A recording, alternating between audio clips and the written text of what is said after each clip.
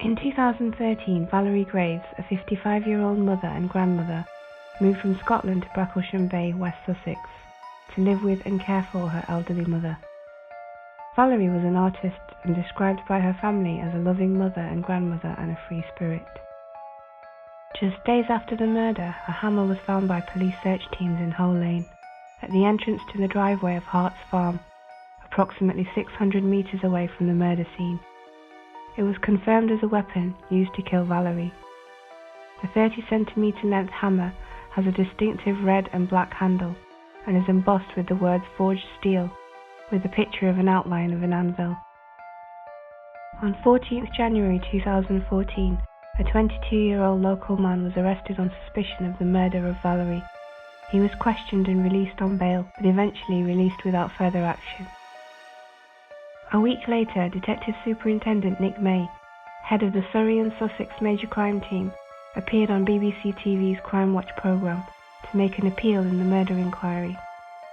Between January and April, the detectives worked with the Crimewatch team to produce a reconstruction of what happened.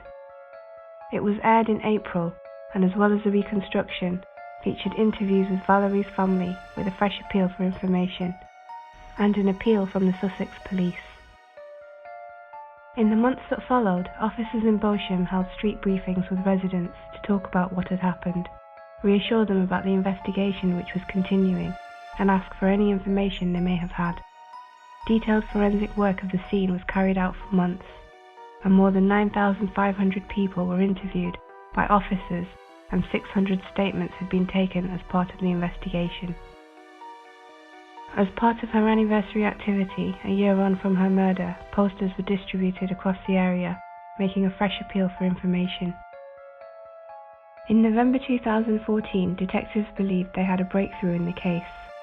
Forensic scientists had obtained a limited DNA profile for the suspect, which meant they could start requesting voluntary DNA samples to eliminate males from the investigation who lived and worked in the Bosham area, either permanently or as migrant workers.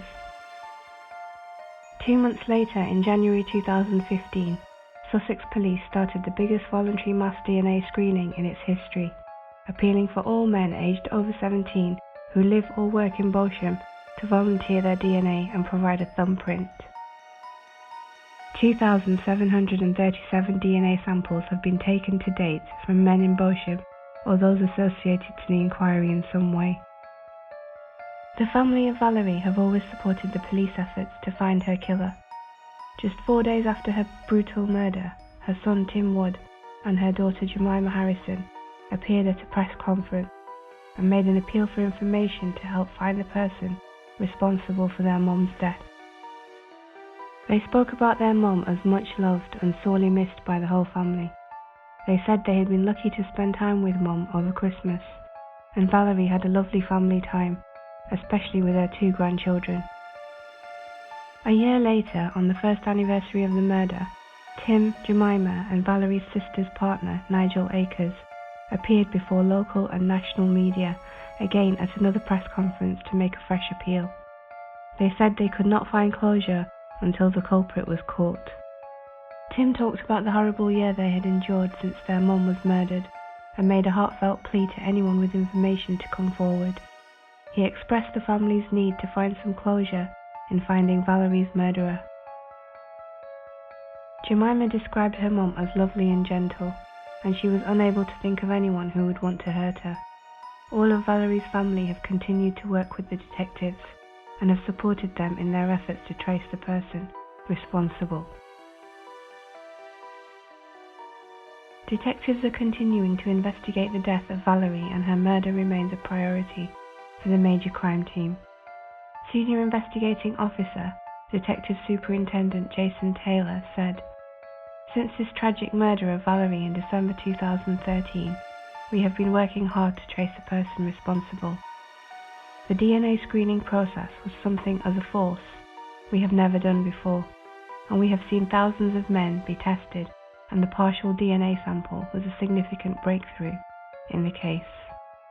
We will do everything reasonably possible to find Valerie's killer and get justice for her and her family. We are determined to get justice for her family, and this case will remain open until we do so. We are still offering a £10,000 reward for information leading to the arrest and conviction of Valerie's killer, and I would ask anyone who has information to get in touch. The case remains unsolved.